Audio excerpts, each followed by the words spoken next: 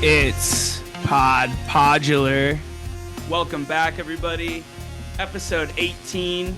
It is Thursday, February 27th, 2025.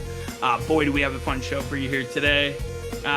We are here to break down the first downboards of 2025. So I know we talked through the Jam Crew set list last week, but we got some recordings to go through, some of our favorite clips to share. And then Scotty is to review the first show that he's attended here on the podcast. So very excited about that. So we'll be talking Atlanta set list. We'll be talking through a few different clips there as well. And then we've got a given hot take from Scotty. And then a fan prompt for you guys next week. But Scotty, welcome. How we doing, man? How was Atlanta? Oh, Nate, I am doing good, buddy. Atlanta was everything I needed it to be and more, man. I came home fired up. I could have potted immediately after the show. It got me thinking that that's probably going to be a thing that happens the first time we do one of these together, because I have so much to say about Sweetwater. Man, I had a good time. We'll get into it in a second in due time. We gotta touch on Jam Cruise first. Well, first things first. First things first. I apologize. I missed it on running down the agenda. Woo! We got a hot show announcement here. The first Ooh, 3-night run of 2025 getting announced back. here, man. We're back in Colorado. That first given hot take.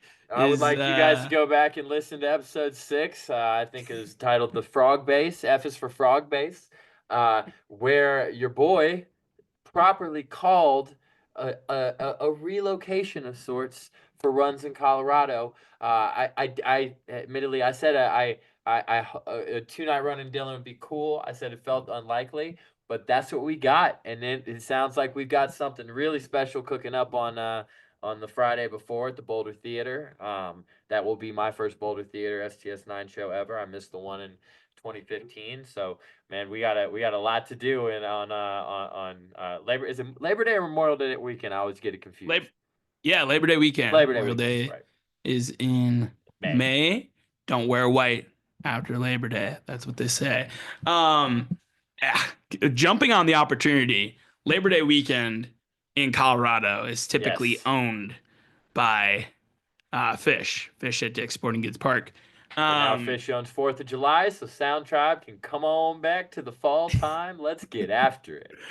Love it. Yeah, Fish obviously doing 4th of July in Boulder, which that'll be sweet. The ticket prices for that are looking insane. But I mean, I love that. Jumping at the opportunity to create a new tradition where it seems like we're straying away from Red Rocks. I heard a lot of whispers of that. And honestly, we'll miss Red Rocks. I'm sure they'll be back to Red Rocks. But ever since they redid Dillon Amphitheater, and I've never been there personally. I know you've seen shows there and you love it, but like, man, it just looks like one of the most picturesque venues you could ask for there. So talk a little bit about Dillon for me. Man, I saw Pretty Lights there. This show right here was at Dillon Amphitheater, and I can't say enough nice things about this venue. I think this thing is sneakily the best venue in Colorado to see music.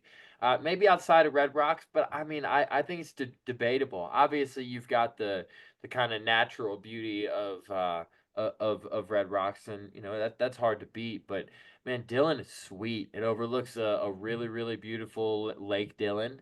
There's a lot of lodging immediately around there. I picked up an Airbnb directly across the street. And there's hotels walking distance. So I mean, I can't think of a better little 2-day getaway for our community than Dillon. I hope this goes as well as I think it's going to, because it's going to be awesome. Good stuff. And hey, the openers too, man. Okay. Whew, Michael Minard. Mark Farina on my birthday show. Let's go. Yeah. On your birthday show. This is going to be really fun, man. I'm excited about this. We're going to discuss some cool things. Hopefully we can we can get some pod related things going that weekend for you guys as well. So, we'll see.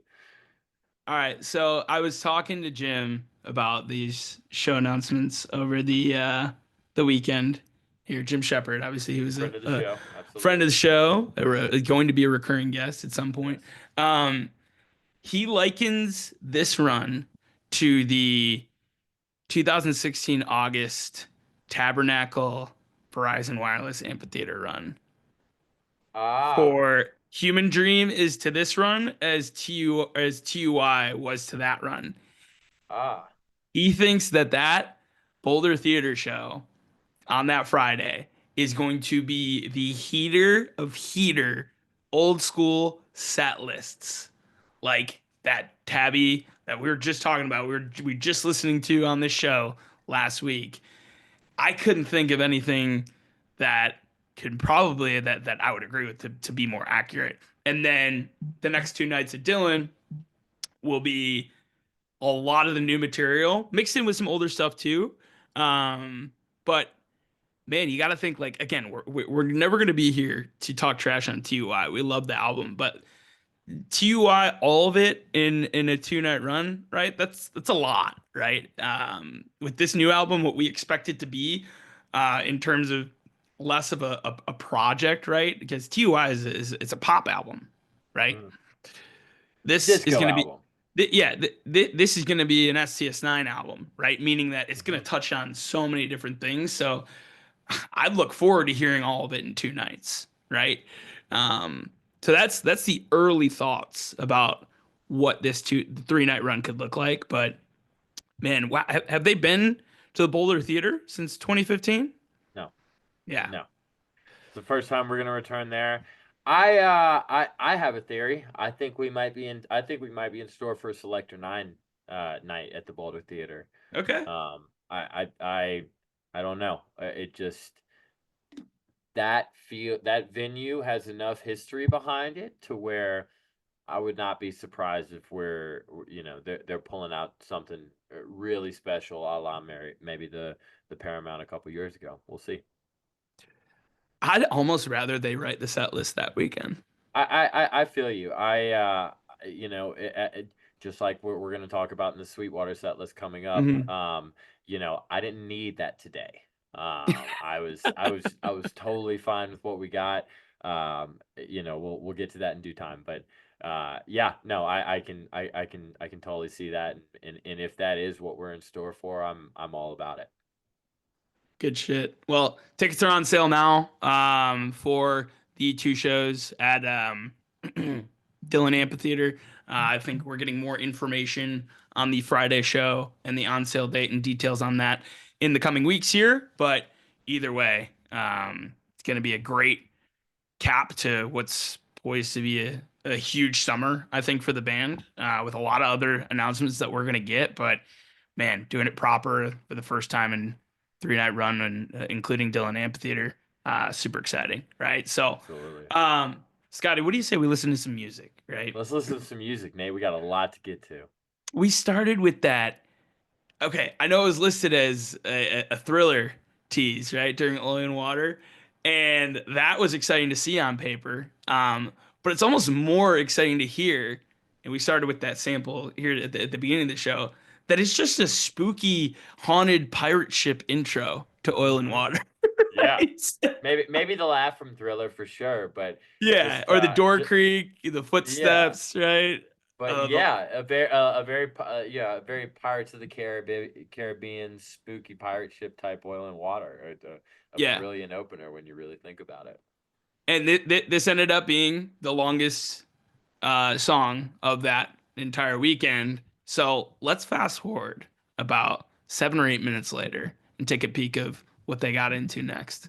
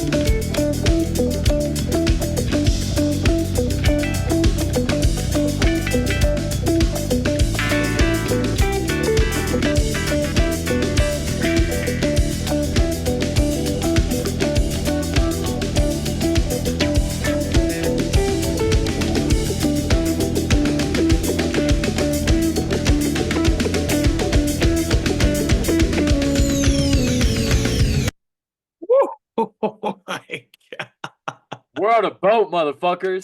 Smooth, baby. Unbelievable. So, starting off with an oil and water like that, real smooth, right? Like some of those funky ones get super gritty, but like that one felt like we were topside on a cruise ship. Man, yeah, hard to pick a favorite in that oil and water, but um, Phipps, not Yeah. only in that sample, but just across this entire oil and water. And Val, I hope you're listening because I'm gonna say real nice things about your husband tonight. Um, I think 3 shows in, I think Phipps is the man of the year right now. Yeah. Just overall solid performance. I'm noticing a few trends. We'll get into it once we get to the rest of Atlanta, but a lot of stuff that I'm liking right now, and Phipps standing at the forefront of this oil and water is one of them. He shines bright across both of these soundboards intensely. Just like flashy tones, dude. Yeah. Like just like thick tones, right? But like smooth laser beam type tones. Oh yeah. Um, Super playful, and then like I think again, him and Hunter picked off exactly where they left off. In 2024, with just like the conversation between the two of them. Um, yeah, I thought that was quite the way to start things off on the pool deck here. So let's get into that second clip, man.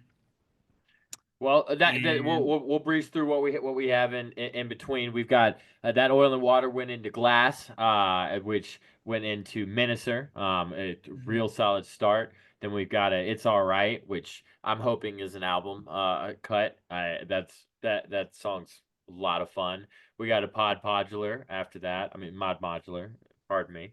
And then we've got our next clip, which you know will speak for itself.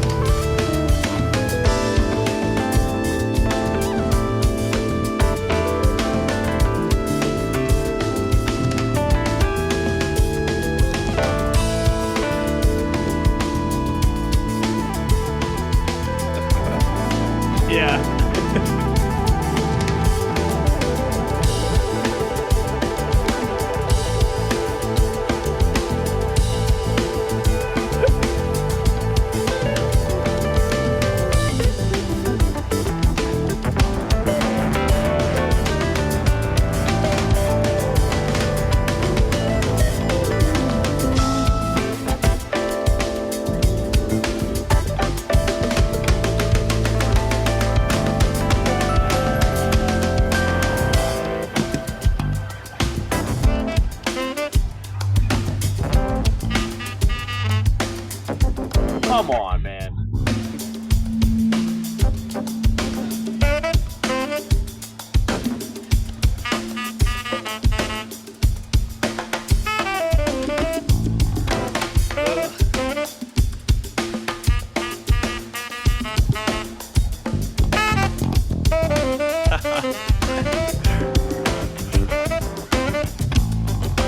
Oh, Lana.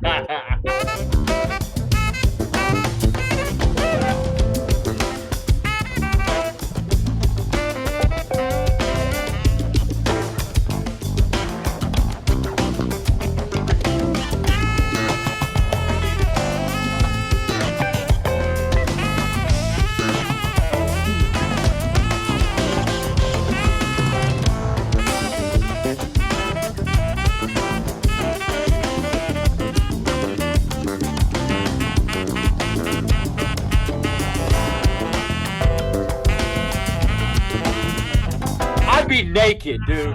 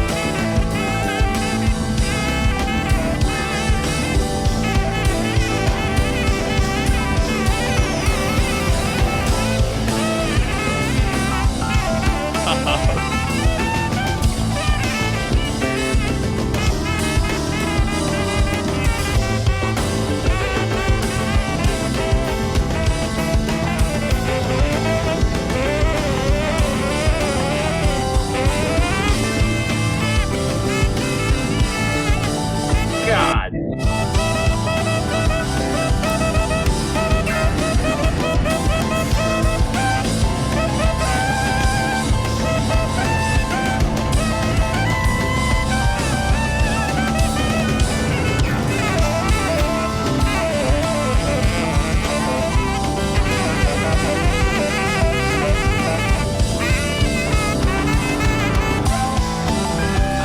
Oh, yeah. And the way he picks it up right here.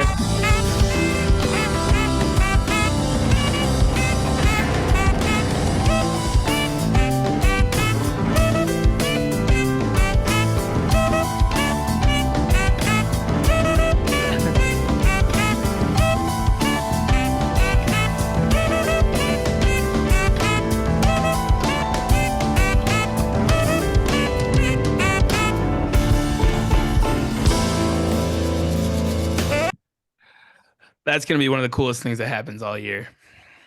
Yeah, and honestly, I was kind of expecting you to let that ride a little bit because one of the just the things I wrote down about it as I was listening to it is the way that he slides off of stage. They don't even give the room the crowd room to applaud it. He just fucks off and they go straight into mobsters. Yeah, and we talked about it last week too.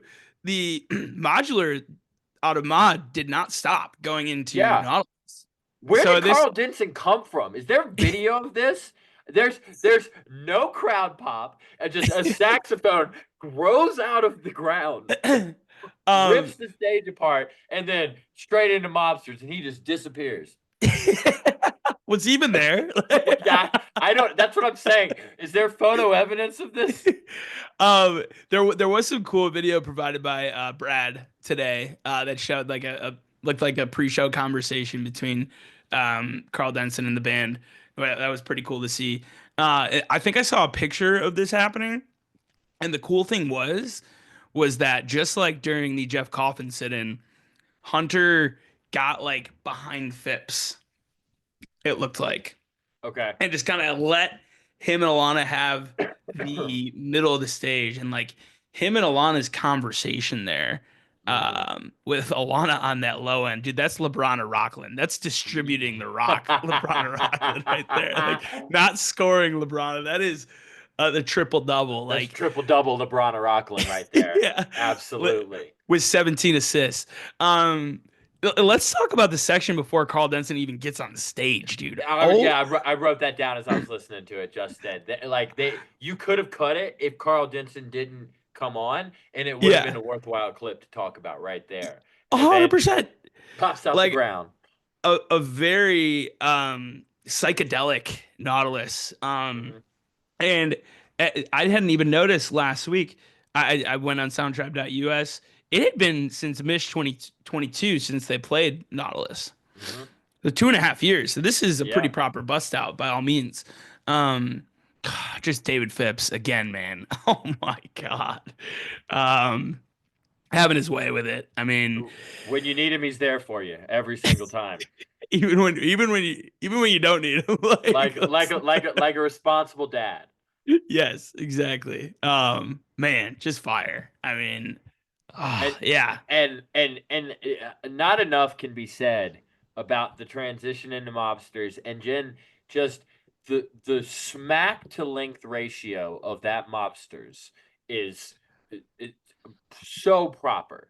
It's not the longest one you're ever going to hear, but man, do they pack every single second of that 5 minutes and some odd second mobsters. That whole transition and just this whole section is exactly what you're looking for STS9 on Jam Cruise.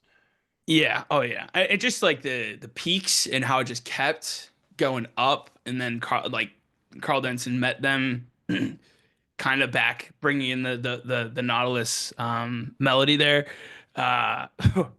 Yeah, like that's the best Nautilus I've ever heard. It's up there. Yeah. But yeah, Nautilus, Mobsters, and then into Could You Be Loved, and then they're like, all right, enough with all these covers. Shaky Ground, Human Dream, Toto.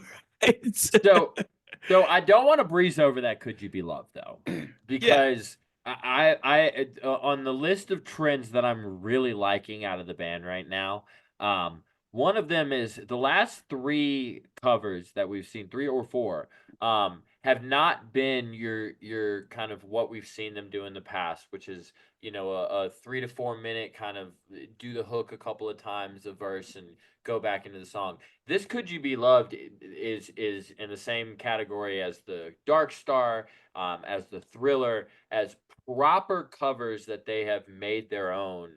That really work and it seem like they could stand outside of a holiday like yeah, Valentine's Day. It was almost standalone, right? Yeah, exactly. As opposed to being weaved in and out. I think it was Gob Nugget in Aspen, and then in Wicked Chicana in Chicago House of Blues 2016.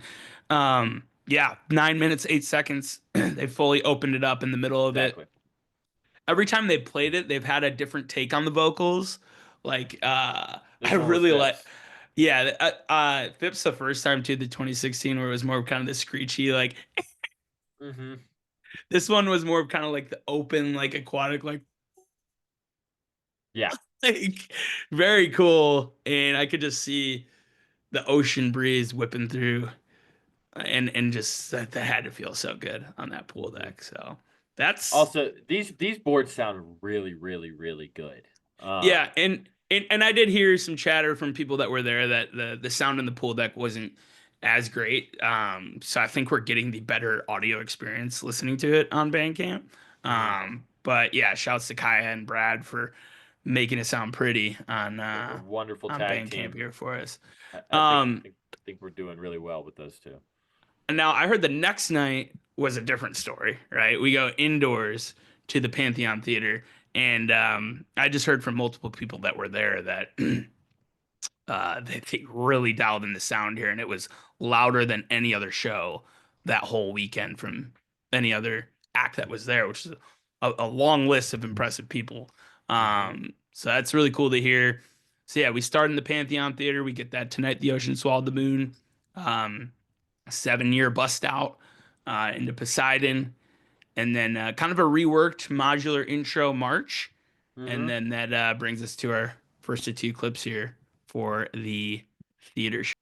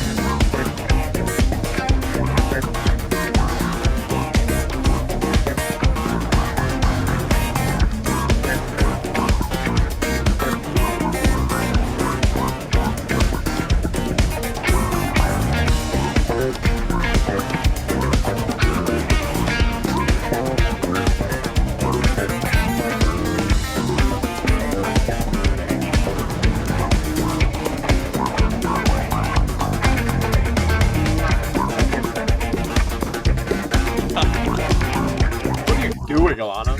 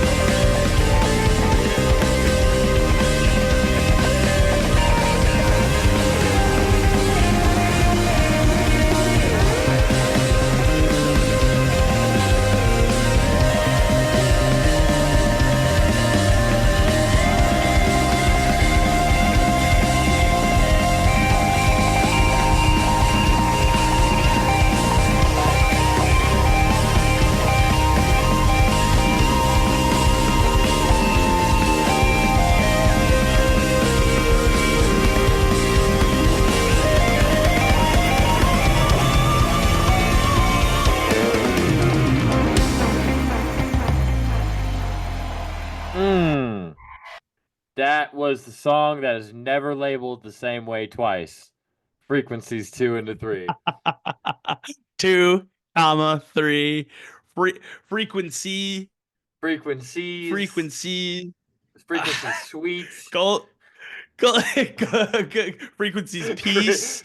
Green jacket, gold jacket. Who gives a fuck? That's right. That's what we say here at Pop Podular. I don't give a shit what they call it. I don't either, man. We're on a boat. Oh my god, dude. Oh, I mean, I think we've talked a lot about Phipps. I think we got to talk Hunter Brown there, right? Yeah, they sounded like they were talking shit to each other right there. Yeah, it's not mean spirited almost. It was like Skip and Shannon going after it. So, Hunter, through more pictures and videos that are surfacing finally from Jam Cruise, and I couldn't see close enough from Atlanta either, too, Scotty. Did you notice Hunter's new guitar that we'd been seeing in videos that have been stemmed to the Human Dream marketing? This white guitar that looks more like a Fender that It he was definitely playing it at Jam Cruise. And there is like a different, warmer sound to it.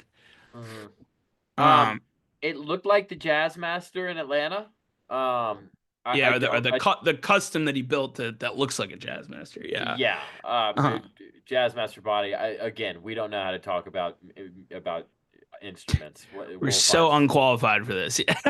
We'll find somebody that does one day. Yeah. But yeah, so to me, I think he had the one that he's been rocking for the better part of the Alana stint. But if he did switch it up, I didn't notice. It sounded like the Jazz Master to me. Man, but David Phipps again on this, man. Absolutely clowning, dude. Yeah. He starts with that clav, and then he gets into the piano, just like jazz club breakdown, that southern shit, and then he's just on like the full party synth.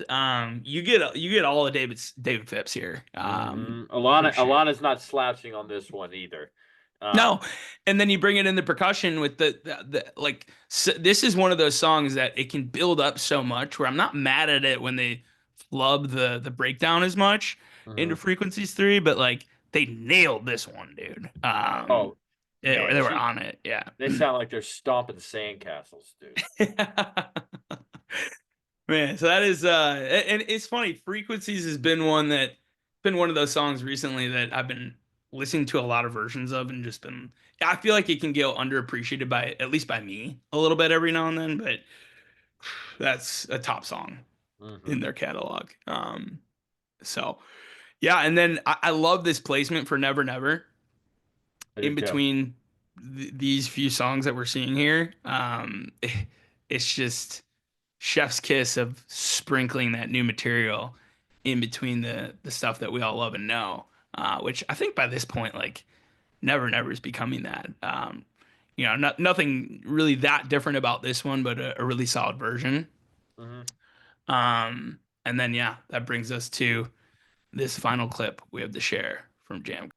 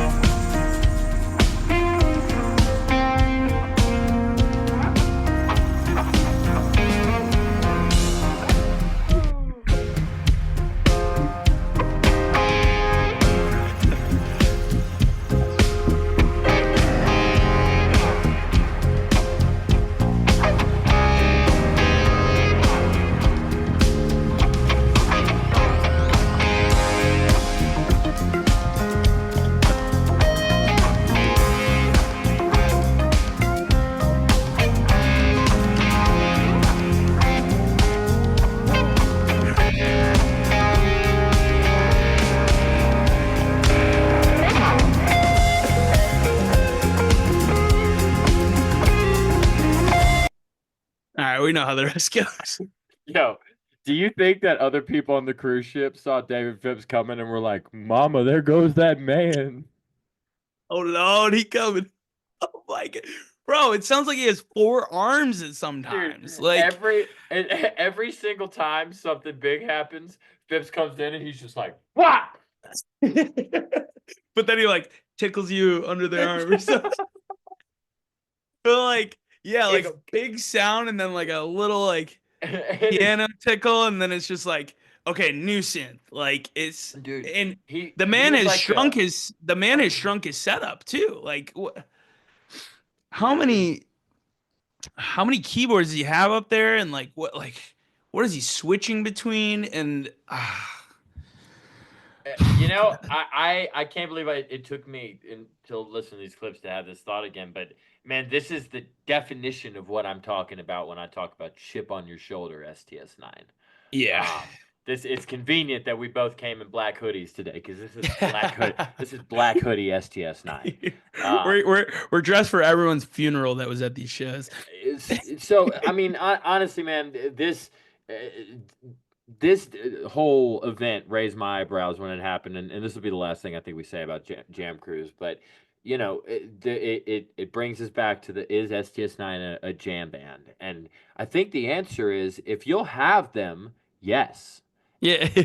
You know, like if They'll you understand the assignment. Yeah. exactly, if you bring us to Jam Cruise, we understand what we're doing here. They Well, can be what you need them to be in any setting. here's the thing about this show, this set in particular, too. Not a ballad in sight, No, right? Closest no, thing you get is a very brief "Tonight the Ocean Swallowed the Moon," which is upbeat at the yeah, same time. and then it's fuck shit up STS9 for the next But hour. but the longest song is 11 minutes and 7 seconds. So like we can be a jam band within 9 to 10 minutes too per Yeah. track. So Yeah, that shock jockey, and then they get you with. I really enjoyed that Hubble. I think it's some really a really prominent Phipps drum and bass breakdown Hubble, which is a different one than more the spacey synthy stuff that we see, which again plays to the theme. And we get that reworked Sun, Moon, and Stars, Vapors, cap it off with When the Dust Settles. That's a party. Um, but yes, Scotty, put your sea legs away. We're back on dry land. Mm. I'm gonna just let you start, man. Talk as long as you want. Tell me about Saturday, February 22nd, 2025. Yes. So, hometown STS9, and the first time that I had had the pleasure of being amongst you beautiful people since we had started this podcast. I texted you a little bit about this, Nate, as it was happening, but man, it was enough to bring some tears to my eyes, and it did at one point. Shout out to you, JJ. You made me cry. So many people approached me with such kind words about this podcast. We got there during Marvel years, and so we had a good amount of time to mob around and see people. And just thank you guys so much. The goal was always to do something that the fans really enjoyed, and if I had a dollar for every time somebody approached me on Saturday, and we really felt the love.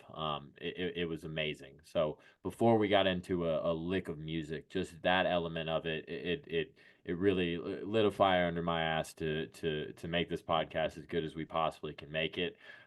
Because we're really really grateful to the support. So before we even touched the venue or anything else, that was unbelievable. Yeah. Um, then you get into Sweetwater as a venue, which man, a really really solid place to see music. I would, I would go see music there every time they played there. I was a little skeptical. It was in a warehouse, real high metal roof, so I was a little skeptical about how the sound was going to sound in there. And again, shout out to the dream team of Kai on the front of house, and then Brad on the soundboards. It sounded immaculate. Everyone did what they were supposed to do there, and then there was the crowd, which was just so on point. I mean, Atlanta crowds tend to be, but it just is so much wholesomeness happening. Chris Vasquez, another friend of the show, somebody I'm sure we'll eventually have on here as well. He brought his dad, and we, Mm. we we all got to meet him, and Chris is a guy that's been to over 100 shows, and so to share that moment with your parents is really cool. It was STS9 in Atlanta in the most prime form, that you could ask for. I was talking to Devin after the show, and I said it kind of reminded me of the Roxy Just Thanks. Um, I felt like that was such a good environment because everybody was home. It was literally Thanksgiving the day before, and so it really was a family feel. And that was the other thing is, we didn't have a whole lot of people from Nate, from you and our group of friends, but it was like all the people that I started seeing this band with. Will, obviously, from our group, but then a bunch of people that I've seen kind of my first half of STS9 with, my buddy Mills, my buddy Anna. And it was just cool to be around Atlanta people, and have for a very old school wholesome vibe. I can't say enough good things about Saturday, man. It was really perfect from start to finish. Shout out to Sweetwater. Shout out to the band for this amazing set list that we're about to dive into, and shout out to anybody that came up to me and had kind words about the pod, because that was a lot of fun. Yeah. No, it gave me goosebumps getting texts from you about that, and I knew that would happen. I mean, you're such an approachable guy, probably even more so than me, but like I felt that in New Orleans too. And it just got me really excited for the first time that we get to go to a show together since we started Yes. this. So not to make it about us, but I mean, it's more about you guys and Yeah. It was all the just kind so words. And overwhelming, man. Like, you see comments online, and I try to kind of tune out anything that I see online, good or bad, because the internet's not a real place. Um, but when you get in front of people and they show you that love, man, it's enough to keep you going for a long time. it's just like reinforces that like this thing of ours Yes. is a very real thing, and it brings a lot of really good people together. And is no better setting for it than a historic place. Well, Atlanta first, and a historic place like Sweetwater for STS9. So let's get into it, man. The music, a lot of Artifact on this night. I A like lot of it. Artifact Yeah. on this night. So you get a something opener. Scotty Which, texts me. Love an Atlanta something. yep, I said, I don't remember what we were talking about, but I said that on the podcast a couple weeks ago. It's like Atlanta and something. It's peanut butter and jelly. That song just sound. My dad used to say food tastes better outside. Some things sound better in Atlanta. Okay, and I like that. I will concur with that. Um, I saw some videos of this one, and that where they bring it down and the Hunter Brown kind of like, I wouldn't say guitar solo. It's almost like a cappella Hunter Brown a little bit, right? Hmm. Like he's singing and Yes. his body language. And shout out Tiberius on when he backlights him with just that white spotlight, and the rest of the band maintains that groove in the background, but it becomes truly background music to a huge moment for Hunter Brown, and they hit you with that in the first song of the set, like it's on. Hmm. um, so yeah, how was the segue into Arigato? Flawless. Yeah.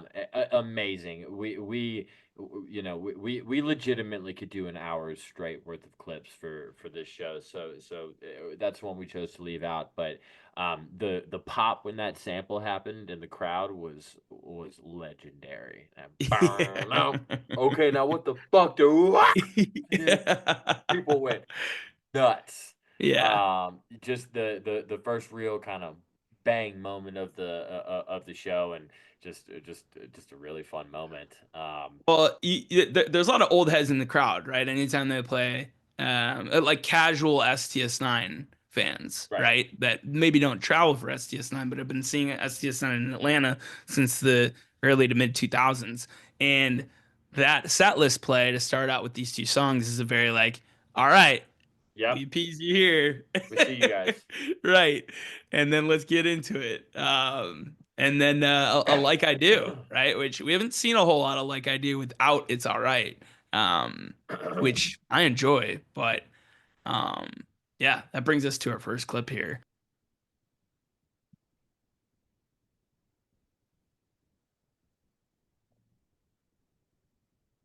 Of course.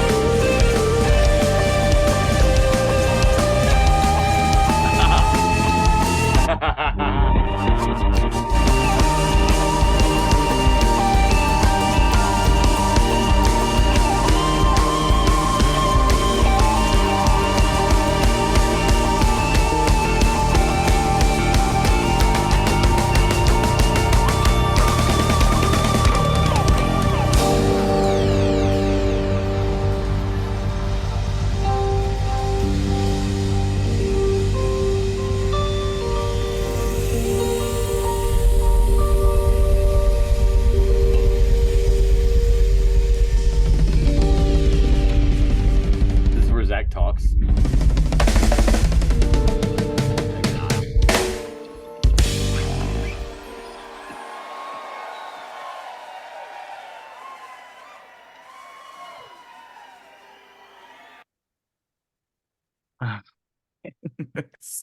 So emotional, dude.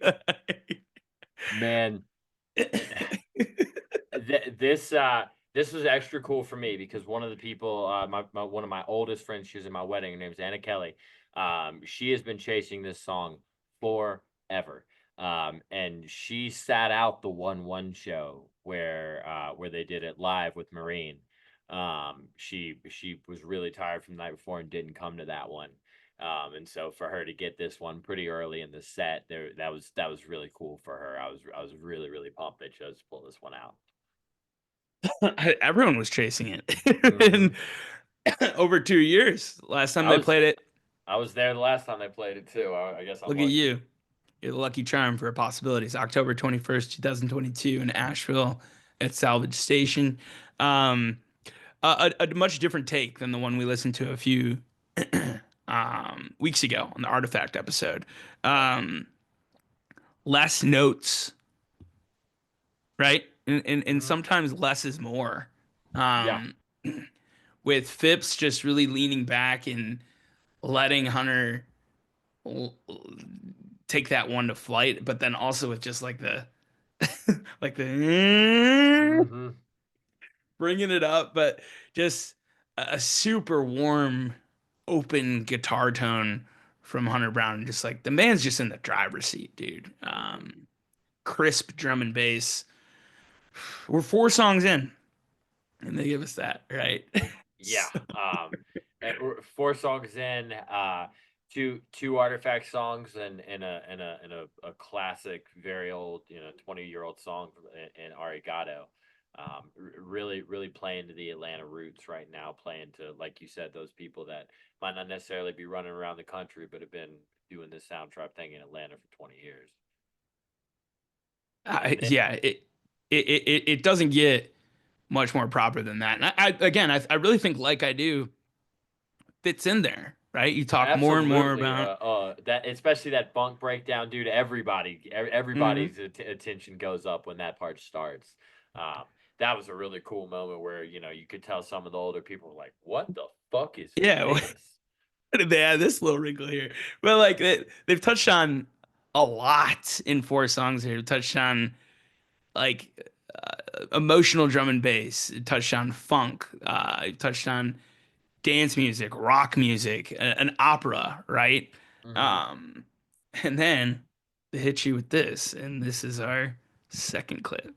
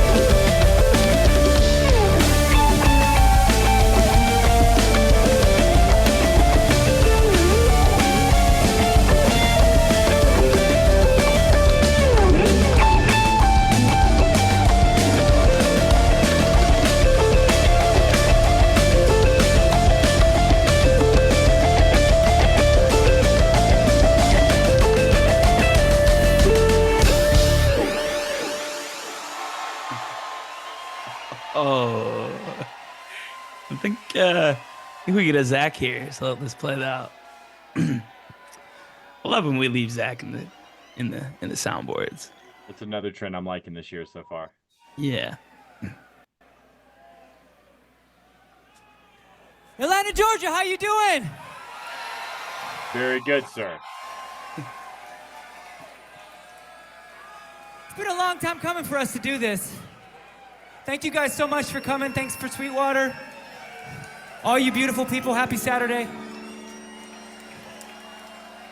Yo, what about the people in the back? How you guys doing back there? Yo, yo, yo, yo, yo, yo, yo, yo. What about the They people were good. way back on the right, in the middle, in the front? Let's fucking go!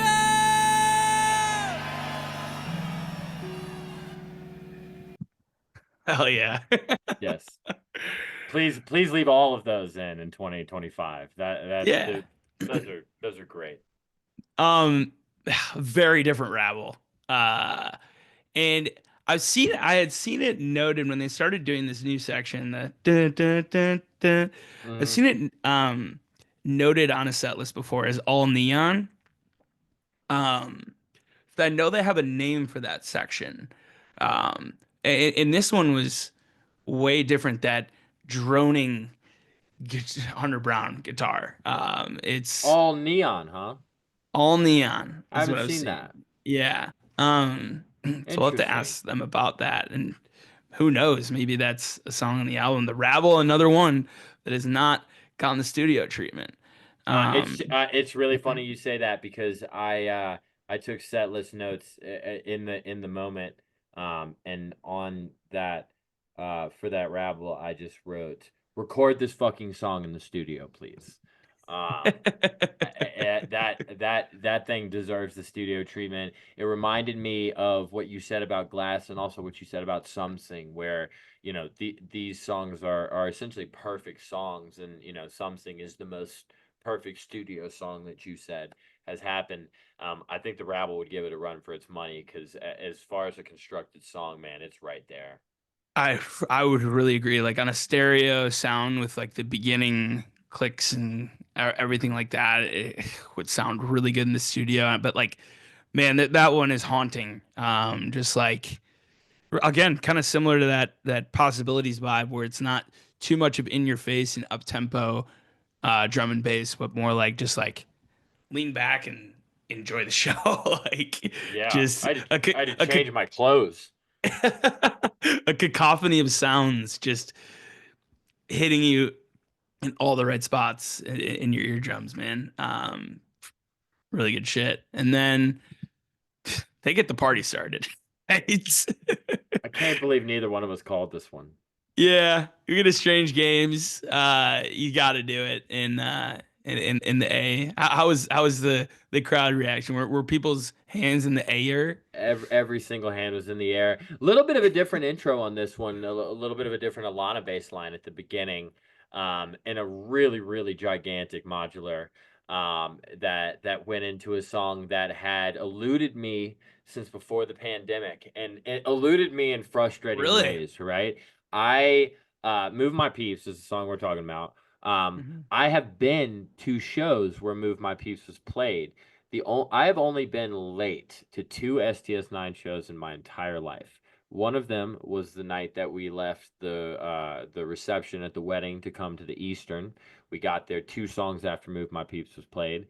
And the other one was we had a flight delay at Red Rocks, and we got there in the middle of the first set immediately after Move My Peeps was played. So I had not seen this song played live for 5 years, I don't believe. And so I was really, really pumped on that. Thank you, SGS9, for doing that. And Phipps was in his bag again. We're not going to clip it out, but you can listen to it for yourself, because that shit was awesome. Yeah, and just like more of the sprinkling of the newer material and the old, like the Strange Games in between the Rabble and Move My Peeps, just A1 set list writing. And then we go even newer with this next one. But up until this point, man, a lot of drum and bass in this middle section. And then not sure what you call this one, but we had to take a listen to this super unique jam.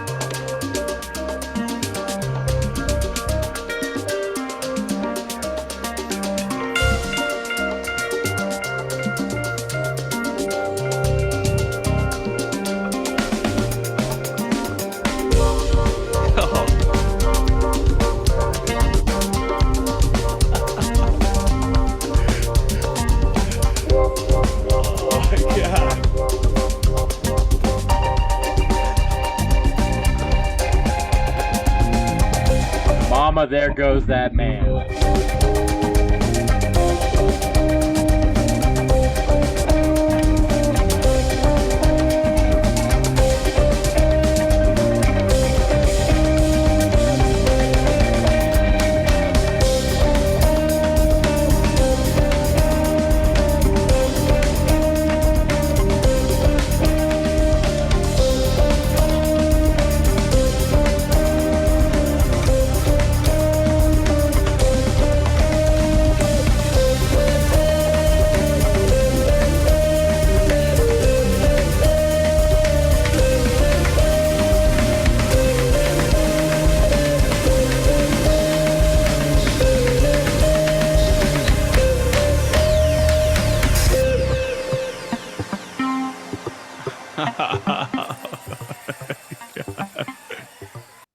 Yes.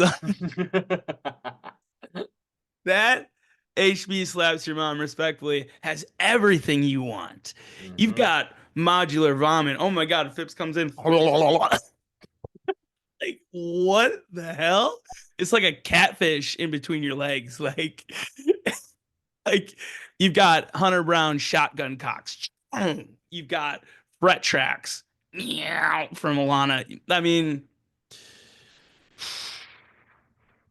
that This is one that I texted you about mid-show. yeah. So this is getting clipped. Wow. Yeah. I think this is the next single. I know I said Dusk last episode. We make the rules. I changed my answer. It's Soul Slap. It's HP Slaps Your Mom, respectfully. This is the next single. So you think they're gonna add? Do you think they're talking about the vocals of the samples? Yeah. Yeah, they're at the beginning. True. There's vocals in that. Yeah, you're right. I mean, odds are you're correct. I think if Vegas was putting out odds for next single, that Soul Slap might be plus 250. Jeez, man. I like it's so different every time you hear it. It's really turning into one of those songs like Instantly or Arigato, where every take on it is so fresh. Frequencies. Even more so than that, because again, it's kind of boundless by genre. Like Frequencies, by all accounts, is a drum and bass and funk breakdown, right? Like, what do you even call this? I think it's at its roots, it's jazz, it's bluesy, and then it just goes into future music, right? A lot of cool sounds. This is gonna be such a good year. I know, man. I had that thought a couple of times. I mean, just there. I think the theme of the year. I think you're going to hear us say it a lot this year on this podcast is intention. Everything feels so intentional. The set list writing, the combination of songs, the way that they're rolling out this album. We're not getting any half-baked STS9 this year. Everything means something, and everything feels very, very thought out. I would have to agree. It's just like with every single note, right? But at the same time, none of it sounds forced. They sound very free. They sound relaxed, but like you said, chip on their shoulder relaxed. And I think that clip encapsulates it pretty nicely. So what do you say, Scotty? How about a pretty song for our last clip pretty here? Song. Let's do it. All right. Y'all mind if I...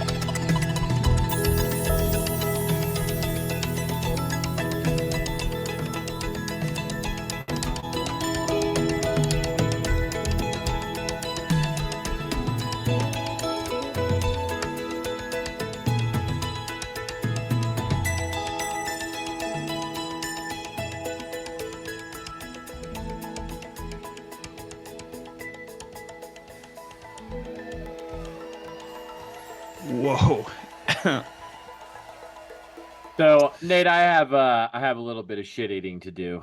I intended to do this at the beginning when you kind of gave me the floor to get out all of my initial thoughts, and I forgot about it. Um, you were right about that given hot take from last week about the two Yeah. hour sets.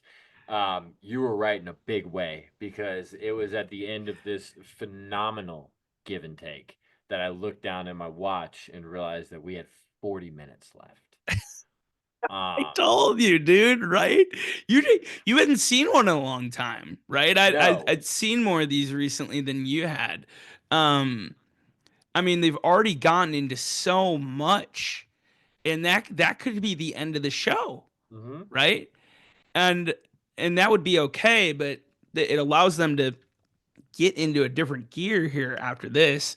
Um, so I'm glad. I'm glad that you got to see this because it's a format that I think they just get to, and some would like on the surface think that okay, yeah, obviously they have two sets, they have a little bit more time to stretch their legs, but like 2 straight hours, they can really. You got to imagine this is more how they do it in the studio when they're practicing.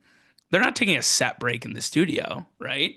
Yeah. Um, but So I'm gonna hold off on sharing specifics, but we did get to talk to them about this afterwards, and they enjoyed it too.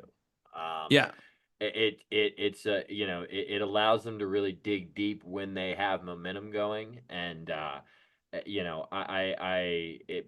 think these extended sets that there is something to it, um, because that you can change directions, you can really dig into whatever mode you're in, and that just it felt like master puppeteering here with this give and take. Not what you would expect to hit you at this point in the set, but as you heard, man, such a wonderful way to land it and kind of give you a little bit of reprieve before they get into another pretty high energy 5 more songs in this yeah. set. Like up until this point, I think everybody needed that give and take, Yeah. and just talking about give and take a little bit too, and how they've been kind of stretching it out. This is what I want to see with Circus of how often they're playing this song. Mm-hmm. And so we get 3 of them last year, all spaced out by a number of months. We hadn't gotten one since September in 2024. They played it twice in 2023, and they played it once in 2022. Didn't play it until then, up until after the pandemic. And it's just since 2019 where they kind of hit you over the head with it a little bit. I think they've done they took it to the lab, they did this to it, and all of them you've heard, I would say all of them going back to the one at the Riv in Chicago in 2023 have had its own thing to it. It's been very it's been unique, right? Yeah. And that is just, like I love Hunter Brown bringing back the Mm-hmm. at the end. Fantastic drum work by Zach Valmer here. I mean, you can really tell he puts his soul into this song live now, and he gets the opportunity where it probably feels special to them when they get to break it out too. And And it is a very special song. yeah, It's one of those songs that, like a lot of STS9 songs, that people don't want to admit they had this attitude about when they came out. It mhm. has gone from kind of a sour reaction to I love the comparison to Circus, man. It is kind of the 2.0 version of Circus. Yes, very much. It feels like the biggest breath of fresh air that you can take. Yeah. And with these really light, fluffy, bouncy modulars that they've put to it, I mean, every time you hear it, it really is such a treat now. Yeah. And I love it. it's similarly structured with a big Alana solo in the middle of it before Mhm. it takes you to Blissland, right? But I think they've tried to implement modular into Circus, how they're doing it with Give and Take, and I think it just works better with this track, Yeah, right? yeah. Um, so yeah, they give you that. Oh, but before we get into that, what the crowd reaction of this track at the show? honestly, it's so positive. Hmm. I think we're over the universe inside hate, man. Hmm. By and large, now the vocal minority will always have something to say. But I think 80% of people that are getting these songs in a live setting these days are really enjoying them. And why should they not? These are wonderful songs. They've always been wonderful songs. And just like every other STS9 song, they get better with time as they flesh them out and figure out really how they should sound live. Yeah. Yeah, no, I was really pleased with the reaction to Give and Take. It seemed like everybody around me was really excited to hear it.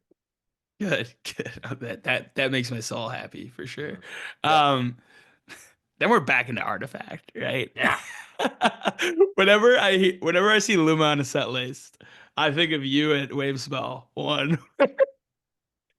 The encore, the Luma encore, I think the second night or wherever, Uh you hear the boo, and then it's just Scotty Luma. huh. One of my favorite Scotty moments of all time for Oh, sure. I mean, what a treat! What a nice chunky Luma, and then Tokyo. It just this set is so Atlanta. Like if you haven't seen Atlanta STS9 and you're not familiar with that city and kind of why I say that, I don't know how else to explain it to you other This, than that. But yeah, this would fuck, be a dude. great. This would be a great show. This would be a great if this was your first Atlanta show, um, which I'm sure it might have been for quite Yeah, a few people. this is Uh, what they're all like. yeah, Every single one of them. yeah, Luma Tokyo, and then dude, I love Sky High. Dude, that you want to talk about a crowd pop? Yeah. Woo, Get dude. some Goody Mob in the mix. That'll It's do it. yeah, dude. They might as well have played Crime Mob in there, dude. People were getting after it. Yeah, this is one that I feel like, they played at the Eastern in 2022. Did they play it in the New Year's run in 2023? Yes, they did. They did. Yeah. So it's not the first time that it's been played in Atlanta, but it's still a relatively new song. Mm. And the reaction that it got there, I don't know, man. Expect to see one every time you're in Atlanta because The it goes over well there. the first time this track really impressed me was at the Visions 2019 run. Yeah. I was standing next to Gina, and we had there were so many new songs at the point where we played a game like, is it a track? And they're halfway through Sky High, and I tap her on the shoulder like, Sky High, is it a track? We're both like, fuck yeah. So yeah, Sky High, and then you had a hilarious comment from Danny McNice on this one for the Get Loud. Yeah. What was it He again? he called it the stick shift modular. Uh, Yeah, and this is the longest track of the night at 14:17. We played a lot of the Get Loud modulars. So again, like it's really tough to nail like to narrow down these clips. And this is one we were thinking as well. But yeah, talk about this one for us, Scotty. Man, just like the Give and Take, man. I think all the rust is shaken off of this Get Loud. It's a great way to close a set. And it's just the modular that was played here. I mean, it was four on the floor, just party time. Um, they were in business mode for this one, dude. It, the perfect ending that you wouldn't call yourself, you know. Hmm. It's funny. I was talking to Alana after the show, and she was like, "Yeah, sorry, we didn't get to that today." And I said, "Fuck that Dusty ass today. I didn't even want it." Uh, They and took a tour of Artifact and they skipped over yeah, that well, whatever, one. dude. Drive right past it. I don't even care. Um, and it's we've said it before amongst ourselves. We've said it on the podcast. They don't always give you what you ask for, but they give you exactly what you need. Yeah. And this Get Loud closer was a 15-minute party. Exactly what you wanted because like you didn't want any of this to end. I kept looking at my watch and just being like, "Oh my gosh, man, they could go for 3 hours." I think before I really started wearing down. Well, I heard they played about 20 minutes over their Yeah, no, time. Yeah. it was closer to 2.5 hours than it was to two. See, that's another thing, Scotty, with these 2 hour shows. I've seen them exceed their time slot much more often with the 2 hour slot than they do with the two set format. Right. Um, it almost feels like more music. Maybe it's 15 to 20 minutes less of music, but like it might not even be. But like, I don't need to go back and cross-reference this to know that the average amount of songs in a 2015 show was 14. yeah. It might have been 15, but it's not more than that. And we've got 14 on paper right now. Mhm. So it seems like about the same amount of songs. And it just felt better. And yeah, it does give you the opportunity, if you're really feeling it, to dig in more. I mean, that's what momentum is. We can just keep going if we want to. Yeah. And half the songs are in the double digits Right, right. for length of Mhm. minutes. And And then yeah, and the last thing about the last song is like it's almost like this slot for Get Loud, it's taking over the slot that was previously owned by like an Inspire, right? or And like a Tucson.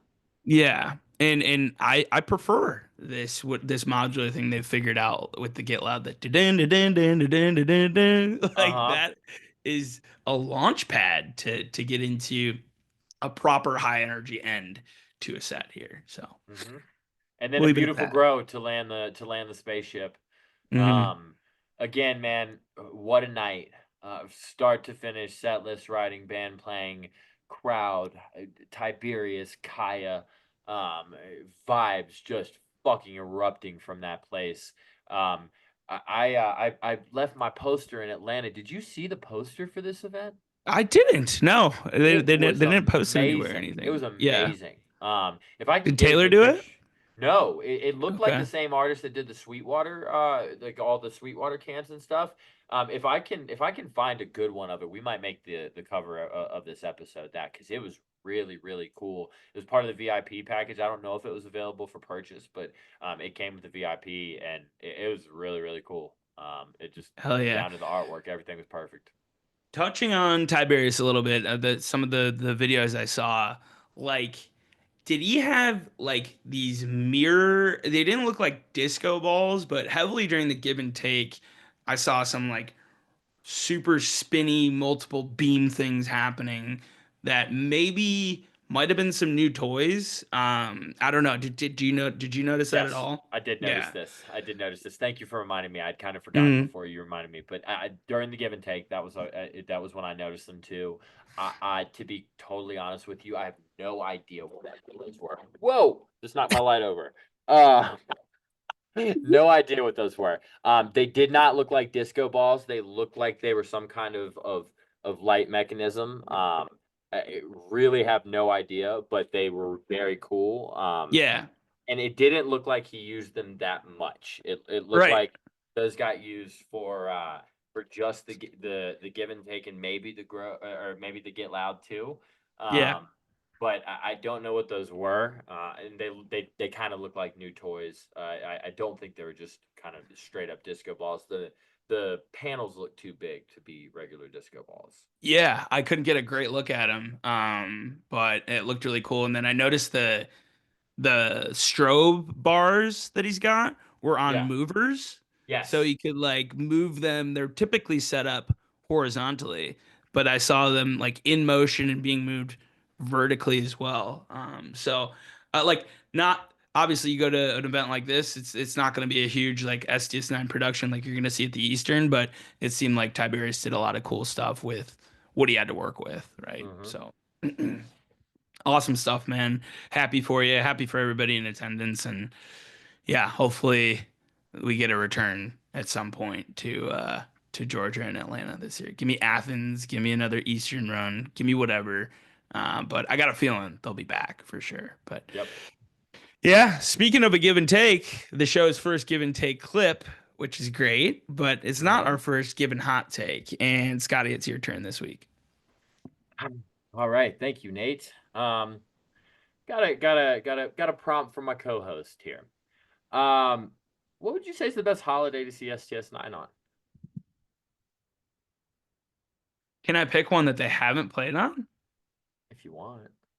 I would love a Christmas Eve Okay. STS9 That'd be really but cool. but that's a tough one, man. I would Would you say say Halloween. Halloween. okay? Okay. Yeah. That's not correct. Um, it's it's not New Year's. It's not Halloween. It's not the 4th of July. I don't even know if they've ever played a fourth show. The best time to see Halloween is Valentine's Day. Best time to see STS9. Sorry, the best time to see STS9 is Valentine's Day. Yeah. Getting all tongue tied deep into the podcast. Or Valentine's Day weekend. My sample to you. I've got a couple of quick set lists to read off here. First one, we've got Catalyst, February 14th, 2007. Set one, Really What, into 12.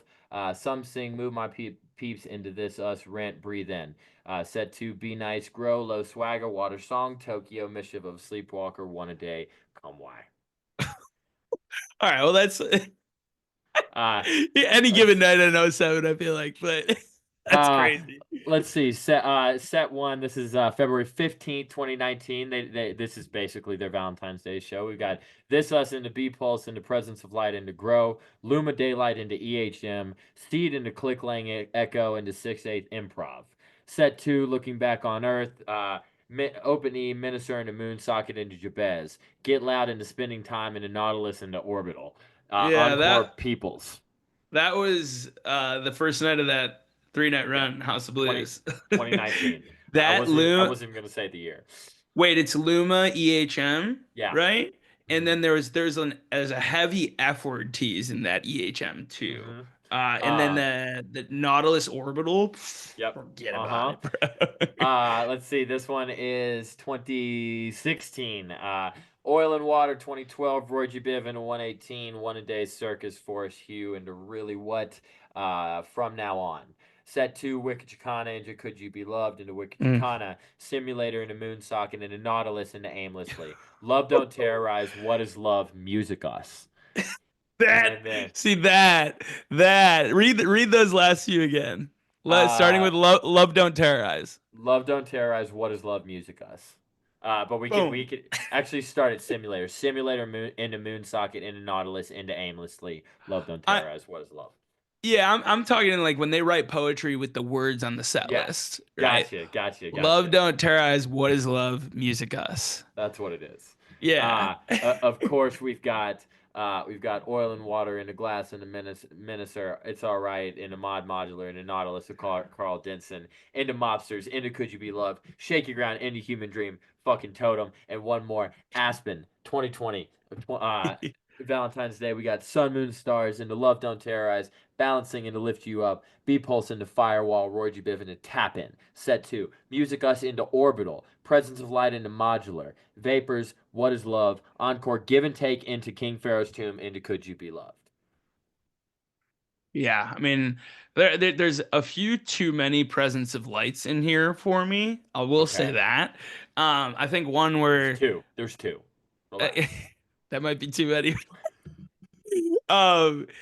We're missing what was it? Aspen, where they did "Crazy in Love," the Beyonce cover, 2015. I just didn't want to beat you over the head with it. Yeah, you're right. I forgot about this one, and this is worth reading. Set one, Be Nice into F Word, Monkey Music into Crazy in Love into Monkey Music. Only Light Remains. Ooh. Only Light Remains. The Paint into Gob Nugget, into Between the Sheets, into Reemergence, into Between the Sheets. That's the one. Dude, take me to dinner first.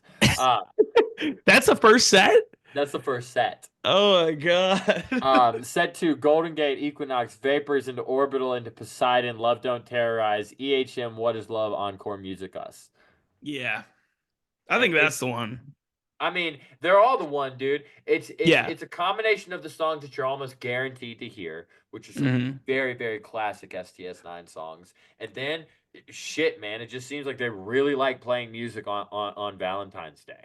Yeah. I don't know what to tell you, but I don't think you can stack another holiday set list against that convincingly. Well, this is I'm coming around absolutely. I'd have to get into the Halloween set list too. But like this is a band that loves love, right? Yes, yes. And are you surprised, right? No, no. I feel love. You know, Mm. I'm not surprised at all. You know, as I started noticing, that was the first thing I thought of was, you know, how many times love, love, love, love, love, love, love. We Yeah. all know it. hmm It makes sense that they tend to dig a little deeper on Valentine's Day. Yeah. And it's they love love and it makes sense for sure. And all those are heaters and I'm about to go back and listen to a few of those. So great stuff, man. Finishing up with a fan prompt, right? I think we've been talking a lot about heavy vocal led songs, whether it's STS9 songs or whether it's songs that they've been covering, and whether it's without a live vocalist or without a live vocalist and what they're doing with the vocals instrumentally and how we think the next single is going to be a heavy vocal led track. So me and Scotty want to know, give us your top heavy vocal led songs you'd like to see covers of. All right. All right. So let us know in the comments. Scotty, as per usual, we'll throw it in lounge. But yeah, man, super excited for next week. We've got some really special stuff in store. Scotty, you can say however much or less you want about it, but I'll let you take us home. I'm trying to decide which way I should go. I think we're gonna leave it there. Good. Maybe we've got maybe we'll drop a few more hints before we actually drop the episode next week. Honestly, guys, we've been dropping hints for like a month. You just haven't caught them. They're Little there, nuggets. little Yeah. nuggets. Go back and listen. Um, we've got a really, really amazing guest next week. We're gonna leave it at that. I cannot wait for you guys to see what we got in store next week. Again, subscribe. Please share it. Tell your friends to subscribe. That's how this thing grows. Thank you guys if you've made it to the end of this. We love you guys. Thank you. Peace.